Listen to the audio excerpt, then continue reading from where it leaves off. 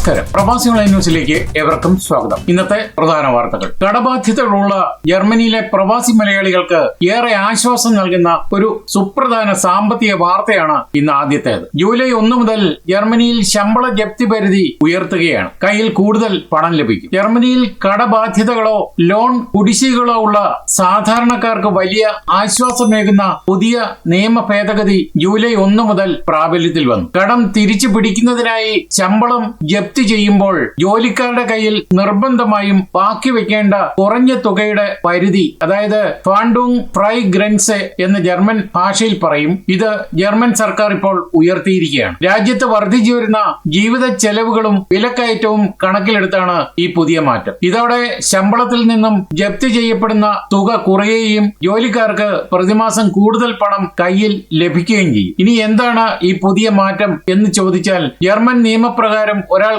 എത്ര വലിയ കടബാധ്യത ഉണ്ടായാലും അയാളുടെ ദൈനംദിന ജീവിത ചെലവുകൾക്കായി ശമ്പളത്തിന്റെ ഒരു നിശ്ചിത വിഹിതം ജപ്തി ചെയ്യുന്നതിൽ നിന്നും ഒഴിവാക്കി നൽകേണ്ടതുണ്ട്. ഈ പരിധിയാണ് ഇപ്പോൾ വർദ്ധിപ്പിച്ചിരിക്കുന്നത്. ഒരുപക്ഷെ ചിലപ്പോൾ പുതിയതായി എത്തിയിരിക്കുന്ന മലയാളികൾക്ക് കുടുംബമായി താമസിക്കുന്നവർക്കൊന്നും ഇക്കാര്യം അറിയണമെന്നില്ല.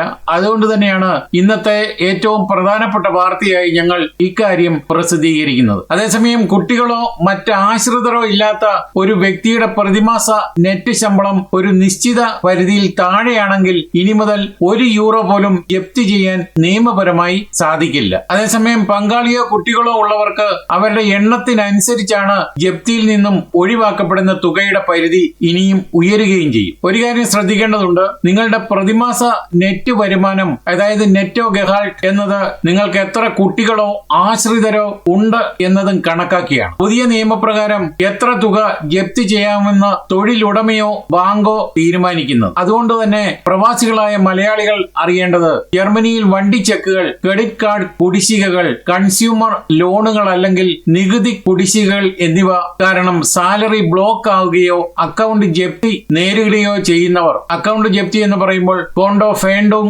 എന്നാണ് പറയുന്നത്, ഉടൻ തന്നെ തങ്ങളുടെ ബാങ്കുമായോ തൊഴിലുടമയുമായോ ബന്ധപ്പെട്ട പുതിയ നിരക്കുകൾ കൃത്യമായി അപ്ഡേറ്റ് ചെയ്തിട്ടുണ്ടെന്ന് ഉറപ്പുവരുത്തുക വേണം. അതുകൊണ്ട് തന്നെ നിങ്ങളുടെ അക്കൗണ്ട് ഒരു ഫേണ്ടുങ് ഷുട്സ് കോണ്ടോ ആണെങ്കിൽ പുതിയ പരിധി അനുസരിച്ചുള്ള തുക ബാങ്കിൽ നിന്നും നിങ്ങൾക്ക് തടസ്സമില്ലാതെ പിൻവലിക്കാൻ സാധിക്കും എന്നാണ് പുതിയ നിയമം കൊണ്ട് ലക്ഷ്യമിടുന്നത്. യൂറോപ്പിൽ ഉടനീളം തങ്ങളുടെ ഹ്രസ്വദൂര ഇടത്തരം സർവീസുകൾ വൻതോതിൽ വെട്ടിച്ചുരുക്കാനും റൂട്ടുകളിൽ വലിയ മാറ്റങ്ങൾ വരുത്താനും ജർമ്മനിയുടെ ദേശീയ വിമാന കമ്പനിയായ ലുഫ്താൻസ ഒരുങ്ങിക്കഴിഞ്ഞു. കമ്പനിയുടെ ചീഫ് എക്സിക്യൂട്ടീവാണ് ഇക്കാര്യം ആഭ്യന്തര ജീവനക്കാരുടെ യോഗത്തിൽ വ്യക്തമാക്കിയത്. വരും വർഷങ്ങളിൽ യൂറോപ്പിലെ ഉൾപ്പെടെയുള്ള യാത്രക്കാരെ ഇത് കടുത്ത രീതിയിൽ ബാധിക്കുകയും ചെയ്യും. പുതിയ പ്ലാൻ അനുസരിച്ച് 2027ഓടെ തങ്ങളുടെ ഹ്രസ്വ ഇടത്തര ദൂര സർവീസുകൾ നടത്തുന്ന ഫ്ലൈറ്റിൽ നിന്നും 15 വിമാനങ്ങൾ ലുഫ്താൻസ ഒഴിവാക്കും. കൂടാതെ 2028ഓടെ യൂറോപ്പിൽ ഉടനീളമുള്ള 10,000 ഫ്ലൈറ്റുകൾ പൂർണ്ണമായും ഇല്ലാതാകും. നേരിട്ടുള്ള ഫ്ലൈറ്റുകൾ കുറയും എന്നതാണ് ഇതിന്റെ സവിശേഷത. ഇനി മുതൽ പല റൂട്ടുകളിലും നേരിട്ടുള്ള സർവീസുകൾ ഉണ്ടാകില്ല. യാത്രക്കാർ കൂടുതൽ കണക്റ്റിംഗ് ഫ്ലൈറ്റുകളെ ആശ്രയിക്കേണ്ടി വരും. ഇത് യാത്രാ സമയം വൻതോതിൽ വർദ്ധിപ്പിക്കുകയും ചെയ്യും. ലുഫ്താൻസ ഗ്രൂപ്പിന്റെ പ്രധാന 6 ഹബ്ബുകളായി Frankfurt, Munich, Vienna, Zurich, Brussels, Rome എന്നിവ കേന്ദ്രീകരിച്ച് മാത്രമായിരിക്കും ഇനി കൂടുതൽ സർവീസുകൾ ഉണ്ടാവുക. പ്രാദേശിക എയർപോർട്ടുകളിൽ നിന്നുള്ള കണക്ഷനുകൾ ഒന്നുകിൽ നിർത്തലാക്കും, അല്ലെങ്കിൽ ദിവസത്തിൽ ഒന്നായി ചുരുക്കും. മ്യൂണിക്കിന് പ്രാധാന്യം കൂടുകയും ചെയ്യും. ഫ്രാങ്ക്ഫർട്ടിനെ അപേക്ഷിച്ച് മ്യൂണിക് എയർപോർട്ടിൽ യാത്രക്കാരുടെ ചിലവ് കുറവായതിനാൽ വരും ദിവസങ്ങളിൽ മ്യൂണിക്കിൽ നിന്നുള്ള സർവീസുകൾക്ക് ലുഫ്താൻസ കൂടുതൽ മുൻഗണന നൽകും. ഇതും മലയാളികൾക്ക് ഒരു വലിയ തിരിച്ചടിയാണ്. പ്രത്യേകിച്ച് ഫ്രാങ്ക്ഫർട്ടിൽ നിന്നുമാണ് കൂടുതൽ മലയാളികൾ യാത്ര ചെയ്യുന്നത്. സബ്സിഡിയറി കമ്പനികൾക്കാണ് ഇനി കൂടുതൽ പ്രാതിനിധ്യം ഉണ്ടാവുക.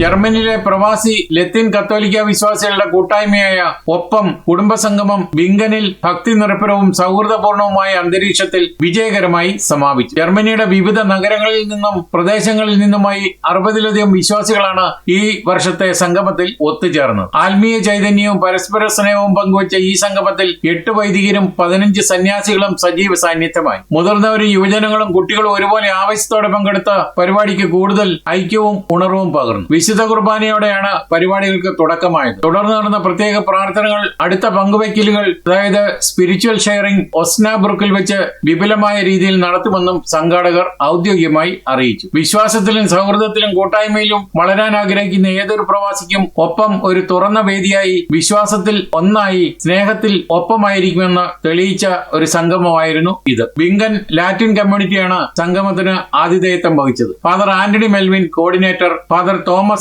അലക്സ് എന്നിവരാണ് സംഗമത്തിന് നേതൃത്വം നൽകിയത്. ജർമ്മനിയിൽ ദീർഘകാലമായി തൊഴിലില്ലാത്തവർക്ക് സാമൂഹിക സുരക്ഷ ഉറപ്പാക്കാൻ നൽകിയിരുന്ന ബുർഗർ ഗെൽഡ് അഥവാ സിറ്റിസൺസ് അലവൻസ് ഇന്നത്തോടെ ചരിത്രമായി. ജൂലൈ 1 മുതൽ രാജ്യം പുതിയ ക്ഷേമ പദ്ധതിയായ ഗ്രൂണ്ട് സിഷറുങ്സ് ഗെൽഡ്, അതായത് ബേസിക് സെക്യൂരിറ്റി അലവൻസ് നടപ്പിലാക്കി. പണ്ടത്തെ ഹാർട്സ് ഫിയർ പദ്ധതിക്ക് പകരമായി 2023 കൊണ്ടുവന്ന ബുർഗർ ഗെൽഡ് സംവിധാനമാണ് കടുത്ത ഭേദഗതികളോടെ ജർമ്മൻ സർക്കാർ ഇപ്പോൾ വീണ്ടും മാറ്റിയിരിക്കുന്നത്. പ്രതിമാസ സഹായധന തുകയിൽ സിംഗിൾ അഡൽറ്റിന് 563 വീതം തൽക്കാലം മാറ്റമില്ലെങ്കിലും ആനുകൂല്യങ്ങൾ കൈപ്പറ്റുന്നവർക്കായി നിയമങ്ങൾ ജർമ്മൻ തൊഴിൽ വകുപ്പ് അതീവ കർശനമാക്കിയിട്ടുണ്ട്. പുതിയ പരിഷ്കാരത്തിലെ പ്രധാന മാറ്റങ്ങൾ ഇനി പറയുന്നവയാണ്. അപ്പോയിന്റ്മെന്റുകൾ മുടക്കിയാൽ കനത്ത പിഴയുണ്ടാവും. ജോബ് സെന്ററിലെ നിർണായക അപ്പോയിന്റ്മെന്റുകൾ കാരണമില്ലാതെ മുടക്കുന്നവർക്കെതിരെയാണ് നടപടികൾ ഘടിപ്പിച്ചത്. മുൻപ് അപ്പോയിന്റ്മെന്റ് മുടക്കിയാൽ തുകയിൽ 10% മാത്രമായിരുന്നു വെട്ടിക്കുറവ്. ഇനി മുതൽ അത് 30% ഉയരും. തുടർച്ചയായി 3 തവണ ന്യായമായ കാരണങ്ങളില്ലാതെ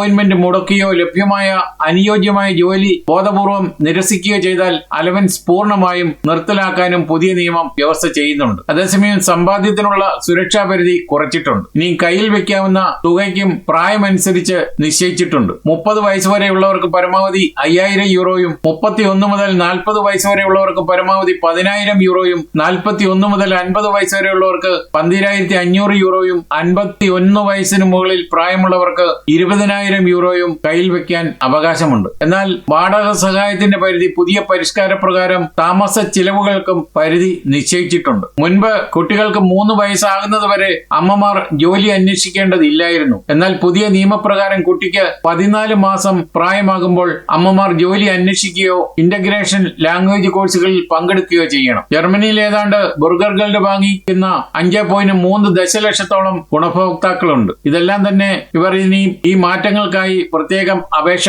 സമർപ്പിക്കേണ്ടതില്ല. മലയാളികൾ ഇതിൽ ചിലരൊക്കെ പെട്ടിട്ടുണ്ടെന്നാണ് ഞങ്ങൾ മനസ്സിലാക്കുന്നത്. അതുകൊണ്ട് അവർ ഇക്കാര്യം ശ്രദ്ധിച്ചാൽ വളരെ നന്നായിരിക്കും. ജർമ്മനിയിലെ ഏറ്റവും പ്രശസ്തമായ ഗോത്തിക് വാസ്തുവിദ്യാ വിസ്മയവും യുനെസ്കോയുടെ ലോക പൈതൃക കേന്ദ്രവുമായ കൊളോൺ കത്തീഡ്രലിൽ പതിറ്റാണ്ടുകളായി തുടർന്നു പോകുന്ന സൗജന്യ പ്രവേശനം അവസാനിപ്പിച്ചു. ജൂലൈ 1 മുതൽ, അതായത് ഇന്നു മുതൽ കത്തീഡ്രൽ സന്ദർശിക്കാൻ എത്തുന്ന വിനോദസഞ്ചാരികളിൽ നിന്നും 12 യൂറോ പ്രവേശന ഫീസ് ഈടാക്കാനാണ് തീരുമാനം ഉണ്ടാക്കിയിരിക്കുന്നത്. എന്നാൽ പ്രാർത്ഥിക്കാൻ എത്തുന്നവർക്ക് സൗജന്യമായിരിക്കും. കത്തീഡ്രൽ കാണാൻ വരുന്ന ടൂറിസ്റ്റുകൾക്കും പ്രാർത്ഥിക്കാൻ വരുന്ന വിശ്വാസികൾക്കുമായി 2 പ്രത്യേക കവാടങ്ങളാണ് തയ്യാറാക്കിയിട്ടുള്ളത്. പ്രധാന വെസ്റ്റ് കവാടം കത്തീഡ്രലിന്റെ ഉൾഭാഗം പൂർണ്ണമായി കാണാൻ വരുന്ന വിനോദസഞ്ചാരികൾ ഈ കവാടം വഴി 12 യൂറോയുടെ ടിക്കറ്റ് എടുത്ത് വേണം പ്രവേശിക്കാൻ. ടിക്കറ്റുകൾ റോൺഗാലി പ്ലാറ്റ്സിലോ ടിക്കറ്റ് കൗണ്ടർ വഴിയോ ഓൺലൈനായോ ലഭ്യമാകും. എന്നാൽ നോർത്ത് കവാടം, അതായത് കൊളോൺ മെയിൻ സ്റ്റേഷന് സമീപമുള്ള ഈ കവാടം വഴിയായിരിക്കും പ്രാർത്ഥനകൾക്കും വിശുദ്ധ കുർബാനയ്ക്കും എത്തുന്നവർക്ക് സൗജന്യമായി പ്രവേശിക്കാൻ സാധിക്കുക. എന്നാൽ പ്രാർത്ഥിക്കാൻ തന്നെയാണ് വരുന്നതെന്ന് അധികൃതർ പ്രത്യേകം പരിശോധിക്കില്ലെന്നും വ്യക്തമാക്കിയിട്ടുണ്ട്. കുട്ടികൾക്ക് പൂർണ്ണ സൗജന്യമാണ്. 13 വയസ്സും അതിൽ താഴെയുള്ള കുട്ടികൾക്കും പ്രവേശന ഫീസ് നൽകേണ്ടതില്ല. മുൻപ് ചാർജ് ഈടാക്കിയിരുന്ന ടവർ കയറ്റവും ട്രഷറിയും ഇനി മുതൽ പൂർണ്ണമായും സൗജന്യമായിരിക്കും. അതേസമയം പ്രത്യേക അവധി ദിവസങ്ങളായ ജനുവരി 6, മെയ് 1, ഒക്ടോബർ 3 എന്നീ ദിവസങ്ങളിൽ കത്തീഡ്രലിൽ എല്ലാവർക്കും പ്രവേശനം സൗജന്യമായിരിക്കും. അതുപോലെ തന്നെ 13 വയസ്സിന് മുകളിലുള്ള സ്കൂൾ വിദ്യാർത്ഥികൾ, സർവകലാശാല വിദ്യാർത്ഥികൾ, അപ്രന്റീസുകൾ, നോർത്ത് റൈൻ വെസ്റ്റ്ഫാളിയ സംസ്ഥാനത്ത് നിന്നും സാമൂഹിക ക്ഷേമ സഹായം കൈപ്പറ്റുന്നവർ എന്നിവർക്ക് ടിക്കറ്റ് നിരക്കിൽ പ്രത്യേക ഇളവുകളും ഉണ്ടായിരിക്കും. ഭിന്നശേഷിക്കാർക്കൊപ്പമുള്ള സഹായികൾക്കും ഫീസ് ബാധകമല്ല. പ്രശസ്ത വിനോദസഞ്ചാര ദ്വീപായ മലോർക്കയിലെ പാൽമ വിമാനത്താവളത്തിൽ ലാൻഡിംഗിനിടെയുണ്ടായ സാങ്കേതിക തകരാറിനെ തുടർന്ന് വിമാനം റൺവേയിലിടിച്ചു. അയർലൻഡിലെ ഡബ്ലിനിൽ നിന്ന് സഞ്ചാരികളുമായി എത്തിയ പ്രമുഖ ടൂർ ഓപ്പറേറ്റർ കമ്പനിയായ ടുയിയുടെ ബോയിംഗ് 737 വിമാനമാണ് അപകടത്തിൽപ്പെട്ടത്. റൺവേയിൽ ശക്തമായി ഇടിച്ചതിനെ തുടർന്ന് വിമാനത്തിന്റെ പിൻഭാഗത്തിന് ഗുരുതരമായ കേടുപാടുകൾ സംഭവിച്ചു. എന്നാൽ യാത്രക്കാർക്ക് യാതൊരുവിധ പരിക്കുകളും ഏറ്റിട്ടില്ല.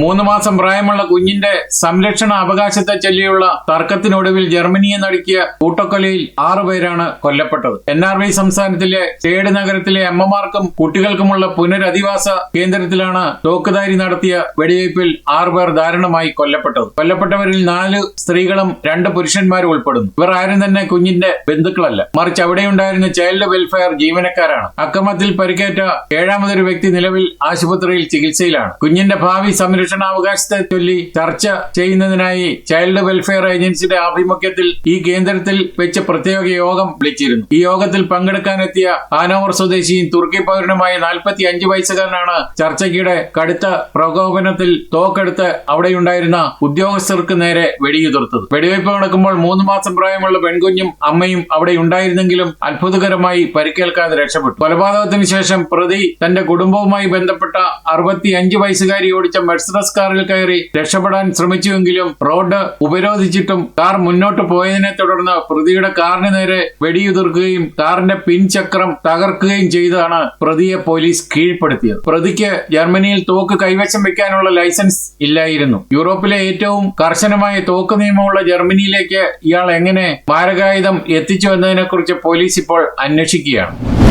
ജർമ്മനിയിൽ കടുത്ത വേനൽ ചൂട് ജനജീവിതത്തെ അസഹനീയമാക്കുന്നതിനിടെ തലസ്ഥാന നഗരമായ ബെർലിനിൽ നിന്നും മനസാക്ഷിയെ ഞെട്ടിക്കുന്ന ഒരു സംഭവമാണ് പുറത്തു വരുന്നത്. തടാകക്കരയിൽ ചൂട് ആസ്വദിക്കാനെത്തിയ മാതാപിതാക്കളും ബന്ധുക്കളും ചേർന്ന് തങ്ങളെ 8 മാസം പ്രായമുള്ള ചോരക്കുഞ്ഞിനും 3 വയസ്സുള്ള കുട്ടിക്കും കുടിക്കാൻ നൽകിയത് ബിയറാണ്. ഈ സംഭവത്തിൽ 5 പേർക്കെതിരെ ജർമ്മൻ ക്രിമിനൽ പോലീസും ചൈൽഡ് വെൽഫെയർ ഡിപ്പാർട്ട്മെന്റും അന്വേഷണം ആരംഭിച്ചിട്ടുണ്ട്. കുട്ടികളുടെ സംരക്ഷണ ചുമതലയിലും വളർത്തലിലും ഗുരുതരമായ വീഴ്ച വരുത്തിയതിന് മാതാപിതാക്കൾക്ക് കേസെടുത്തിട്ടുണ്ട്. ജർമ്മനി പോലുള്ള വിദേശ രാജ്യങ്ങളിൽ കുട്ടികളുടെ അവകാശങ്ങൾക്കും സംരക്ഷണത്തിനും നിയമം കൽപ്പിക്കുന്നത് അതിശക്തമായ പ്രാധാന്യത്തോടെയാണ്. കുട്ടികളോടുള്ള ചെറിയൊരു അശ്രദ്ധ പോലും ജർമ്മനിയിൽ വലിയ കുറ്റകൃത്യമായാണ് കണക്കാക്കപ്പെടുന്നത്. കുട്ടികളുമായി പൊതുസ്ഥലങ്ങളിലും തടാകക്കരകളിലും പോകുമ്പോൾ പ്രവാസി മലയാളി മാതാപിതാക്കൾ ജർമ്മൻ നിയമങ്ങളെക്കുറിച്ചും കുട്ടികളുടെ സുരക്ഷയെക്കുറിച്ചും കൃത്യമായ ബോധം ഉണ്ടായിരിക്കണം എന്നതിനെയാണ് ഞങ്ങളും ഓർമ്മിപ്പിക്കുന്നത്. ബെൽജിയത്തിലെ പ്രമുഖ തുറമുഖ നഗരമായ ആന്റിവർപ്പിലെ ലിങ്കറോവർ മേഖലയിലെ വൻ റെസിഡൻഷ്യൽ അപ്പാർട്ട്മെന്റ് സമുച്ചയത്തിൽ ബുധനാഴ്ച രാവിലെ ഉണ്ടായ വൻ തീപിടുത്തത്തിൽ നിരവധി പേർ മരണമടഞ്ഞു. നിരവധി പേർക്ക് കടുത്ത പൊള്ളലേൽക്കുകയോ പുക ശ്വസിച്ച് അതീവ ഗുരുതരാവസ്ഥയിലാകുകയോ ചെയ്തിട്ടുണ്ട്. ബുധനാഴ്ച രാവിലെ പ്രാദേശിക സമയം 10 മണിയോടെയാണ് തെരുവിലെ ഫ്ളാറ്റിൽ തീപിടുത്തമുണ്ടായത്. ഏകദേശം 200ഓളം ആളുകൾ താമസിക്കുന്ന അപ്പാർട്ട്മെന്റിൽ തീ പിടിക്കുന്ന സമയത്ത് എത്ര പേർ ഉണ്ടായിരുന്നുവെന്ന് വ്യക്തമല്ല. കെട്ടിടത്തിന്റെ 8ാം നിലയിലാണ് തീപിടുത്തമുണ്ടായത്. മണിക്കൂറുകൾ കഴിഞ്ഞിട്ടും തീ പൂർണ്ണമായും നിയന്ത്രണ വിധേയമാക്കാൻ സാധിച്ചിട്ടില്ലെന്നാണ് ഫയർഫോഴ്സ് വക്താവ് അറിയിച്ചത്. ആഗോള കത്തോലിക്ക സഭയിൽ വലിയൊരു സഭാഭ്രംശത്തിന് കാരണമായേക്കാവുന്ന നിർണായക നീക്കങ്ങളിൽ നിന്നും പിന്തിരിയണമെന്നാവശ്യപ്പെട്ട് അതിതീവ്ര പാരമ്പര്യവാദികളായ society of saint Pius X ഗ്രൂപ്പിനോട് ലിയോ 14 മാർപ്പാപ്പ അടിയന്തരമായി അഭ്യർത്ഥിച്ചു. വത്തിക്കാന്റെ ഔദ്യോഗിക അനുമതിയില്ലാതെ ബുധനാഴ്ച നടത്താൻ നിശ്ചയിച്ചിരുന്ന ബിഷപ്പുമാരുടെ അഭിഷേക ചടങ്ങിൽ നിന്നും പിന്മാറണമെന്നാണ് മാർപ്പാപ്പ കടുത്ത ഭാഷയിൽ ആവശ്യപ്പെട്ടിരിക്കുന്നത്. വത്തിക്കാന്റെ വിലക്ക് ലംഘിച്ച് മുന്നോട്ട് പോയാൽ ഇത് സഭയിൽ നിന്നുള്ള പൂർണ്ണമായ പുറത്താക്കലിലേക്കും വലിയ പിളർപ്പിലേക്കും നയിക്കുമെന്നാണ് മുന്നറിയിപ്പ്. SSPX സഭാ മേധാവി റവറൻ ഡേവിഡ് പഗ്ലിയാറാനിക്ക് അയച്ച അടിയന്തര കത്തിലാണ് മാർപ്പാപ്പ തന്റെ ആശങ്ക അറിയിച്ചത്. ആരാണ് society of saint Pius X? 1960കളിൽ നടന്ന 2ാം വത്തിക്കാൻ കൗൺസിലിന്റെ ആധുനിക പരിഷ്കാരങ്ങളെയും ലിബറൽ നിലപാടുകളെയും എതിർത്തുകൊണ്ട് 1970ൽ ഫ്രഞ്ച് ആർച്ച് ബിഷപ്പായ മാർസൽ ലെഫേവർ സ്ഥാപിച്ചതാണ് ഈ ഗ്രൂപ്പ്. പരമ്പരാഗതമായ ലത്തീൻ കുർബാനയും സഭയുടെ കടുത്ത യാഥാസ്ഥിക ഉപദേശങ്ങളും മാത്രമേ ഇവർ പിന്തുടരുന്നുള്ളൂ. ലോകമെമ്പാടുമുള്ള 6 വൻകരകളിലായി 75ലധികം രാജ്യങ്ങളിൽ ഇവർക്ക് സാന്നിധ്യമുണ്ട്. 750ലധികം വൈദികരും 5 ലക്ഷത്തോളം വിശ്വാസികളും ഇവർക്കുണ്ടെന്നാണ് കണക്ക്. കത്തോലിക്ക സഭയിൽ ഇവർക്ക് ഇപ്പോഴും ഔദ്യോഗികമായ നിയമസാധുതകൾ ഒന്നും തന്നെയില്ല. യൂറോപ്പിനെയാകെ ചുട്ടരിച്ചുകൊണ്ടിരിക്കുന്ന അസാധാരണമായ ഉഷ്ണതരംഗത്തിൽ സ്പെയിനിൽ മാത്രം 1000-ലധികം ആളുകൾ മരണമടഞ്ഞതായി ഔദ്യോഗിക റിപ്പോർട്ടുകൾ പുറത്തുവന്നു. ജൂൺ മാസത്തിൽ മാത്രം കുറഞ്ഞത് 1028 പേരാണ് കടുത്ത ചൂട് മൂലം ജീവൻ വെടിഞ്ഞതെന്ന് സ്പെയിനിലെ കാർലോസ് ഹെൽത്ത് ഇൻസ്റ്റിറ്റ്യൂട്ട് പുറത്തുവിട്ട റിപ്പോർട്ടിൽ വ്യക്തമാക്കുന്നു. ജനസംഖ്യയുടെ 73% അപകട ഭീഷണിയിലാണെന്നും റിപ്പോർട്ടിൽ പറയുന്നുണ്ട്. അമേരിക്കൻ മണ്ണിൽ ജനിക്കുന്ന എല്ലാവർക്കും സ്വാഭാവികമായി അമേരിക്കൻ പൗരത്വം ലഭിക്കുന്നത് തടഞ്ഞ് പ്രസിഡന്റ് ഡൊണാൾഡ് ട്രംപ് പുറപ്പെടുവിച്ച എക്സിക്യൂട്ടീവ് ഉത്തരവ് സുപ്രീം കോടതി റദ്ദാക്കി. കുടിയേറ്റക്കാരെ ലക്ഷ്യമിട്ടുള്ള ട്രംപിന്റെ ഉത്തരവ് റദ്ദാക്കുന്നതിനെ സുപ്രീം കോടതിയിലെ 9 ജഡ്ജിമാരിൽ 6 പേരും അനുകൂലിക്കുകയായിരുന്നു. അനധികൃത കുടിയേറ്റക്കാരുടെ മക്കൾക്ക് അമേരിക്കൻ പൗരത്വം ലഭിക്കുന്നത് തടയാൻ വേണ്ടിയായിരുന്നു ട്രംപിന്റെ ഉത്തരവ്. 2025 ജനുവരി 20 ഉത്തരവ് പുറപ്പെടുവിച്ചത്. മുൻ ജർമ്മൻ മലയാളി ഡ്യൂസൽഡോഫിൽ താമസിച്ചിരുന്ന വെട്ടിക്കാട് ഒട്ടത്തിൽ ഒ.വി. ജോസഫ് അന്തരിച്ചു. 82 വയസ്സായിരുന്നു. സംസ്കാരം ജൂലൈ 2 വ്യാഴാഴ്ച രാവിലെ 11 സ്വഭവനത്തിൽ ആരംഭിച്ചു നാലുകോടി സെന്റ് തോമസ് പള്ളിയിൽ. ഭാര്യ വത്സമ്മ ജോസഫ്. തൃക്കൊടുത്താനം വടക്കേപ്പറമ്പിൽ കുടുംബാംഗമാണ്. 2 മക്കളുണ്ട് ഇവർക്ക്. പരാഗ്വയോട് പെനാൽറ്റി ഷൂട്ടൌട്ടിൽ തോറ്റ് ലോകകപ്പിൽ നിന്നും അപ്രതീക്ഷിതമായി പുറത്തായതിന്റെ നിരാശയിലാണ് ജർമ്മൻ ഫുട്ബോൾ ലോകമെങ്കിലും ജർമ്മൻ മുഖ്യ പരിശീലകൻ ജൂലിയൻ നാഗൽസ്മാൻ തികച്ചും ശാന്തനും സന്തോഷവാനുമാണ്. ലോകകപ്പ് ദുരന്തത്തിന് തൊട്ടുപിന്നാലെ യുഎസിലെ ഷാർലറ്റിൽ നിന്ന് പുറപ്പെട്ട ലുഫ്താൻസ വിമാനത്തിൽ ബുധനാഴ്ച രാവിലെ 9:33 നാഗൽസ്മാനും സംഘവും മ്യൂണിച്ച് എയർപോർട്ടിൽ തിരിച്ചെത്തി. തോൽവിയുടെ കടുത്ത ഭാവവുമായിട്ടല്ല നാഗൽസ്മാൻ വിമാനത്താവളത്തിൽ എത്തിയത്. പിങ്ക് അഡിഡാസ് സ്നിക്കേഴ്സും പ്രശസ്തമായ ഓക്സി സൺഗ്ലാസ് ധരിച്ച് തികച്ചും സ്റ്റൈലിഷ് ലുക്കിലായിരുന്നു 38-കാരനായ പരിശീലകൻ. ഒപ്പം അദ്ദേഹത്തിന്റെ അമ്മ ബുർഗിയും ഭാര്യ ലെനയും ഉണ്ടായിരുന്നു. എന്തായാലും വേൾഡ് കപ്പിന്റെ ചരിത്രത്തിൽ തന്നെ പെനാൽറ്റിയിൽ തോറ്റ ജർമ്മൻ ദുരന്തത്തിൽ ജർമ്മൻ ആരാധകരും ജർമ്മനിയും തല താഴ്ത്തിയിരിക്കുന്ന സമയത്താണ് നാഗൽസ്മാന്റെ വരവ്.